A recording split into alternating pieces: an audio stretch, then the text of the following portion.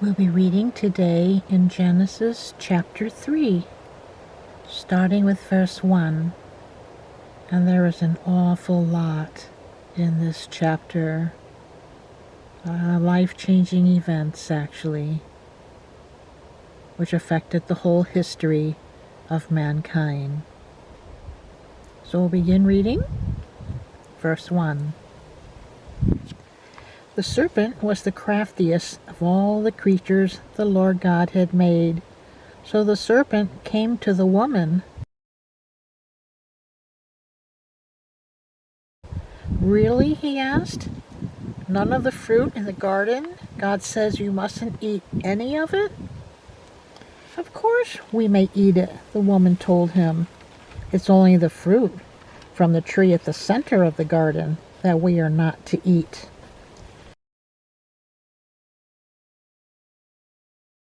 God said we mustn't eat it or even touch it, or we will die. That's a lie, the serpent hissed. You'll not die. God knows very well that the instant you eat it, you'll become like him, for your eyes will be opened. You will be able to distinguish good from evil.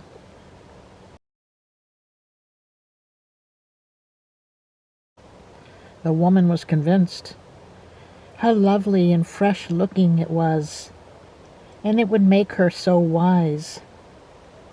So she ate some of the fruit and gave some to her husband, and he ate it too.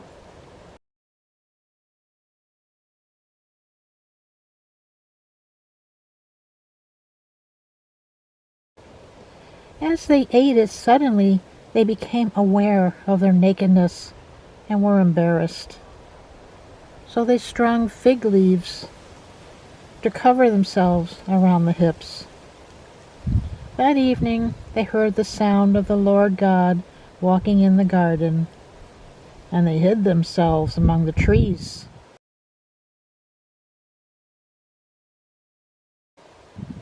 The Lord God called to Adam, "Why are you hiding?" And Adam replied, "I heard you coming, and I didn't want you to see me naked, so I hid." "Who told you you were naked?" the Lord God asked. "Have you eaten fruit from the tree I warned you about?"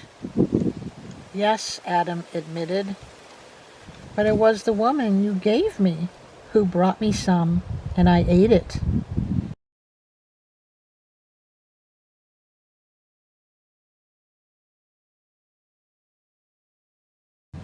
Then the Lord God asked the woman, "How could you do such a thing?"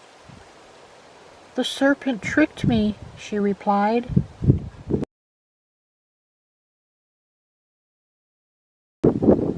So the Lord God said to the serpent, "This is your punishment. You are singled out from among all the domestic and wild animals of the whole earth to be cursed. You shall grovel in the dust as long as you live, crawling along on your belly."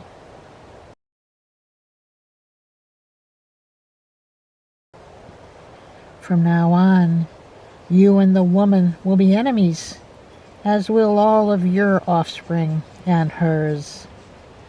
And I will put the fear of you into the woman, and between your offspring and hers. He shall strike you on your head, while you will strike at his heel. Then God said to the woman, "You shall bear children in intense pain and suffering.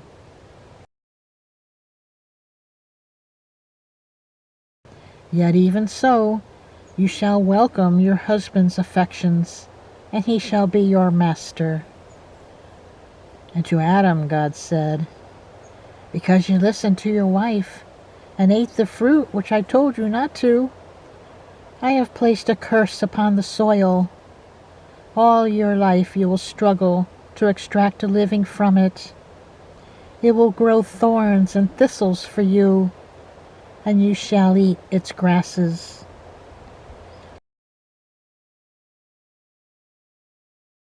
All your life you will sweat to master it until your dying day. then you will return to the ground from which you came, for you were made from the ground, and to the ground you will return. The man named his wife Eve, meaning the life-giving one, for he said, "She shall become the mother of all mankind." And the Lord God clothed Adam and his wife with garments made from skins of animals.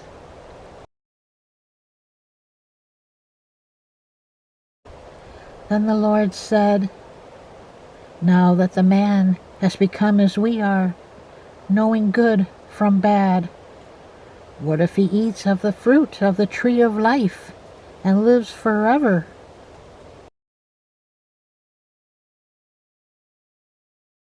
So the Lord God banished him forever from the Garden of Eden, and sent him out to farm the ground from which he had been taken.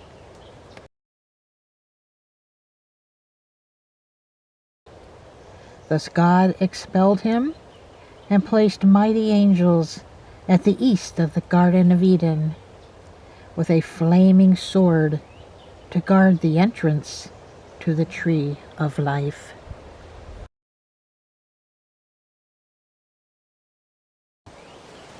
So there was a lot here to take in today, and I supplemented our Bible reading with some of the art that I hope will bring the story even more so to life for you. Thank you for being here and taking the time to listen.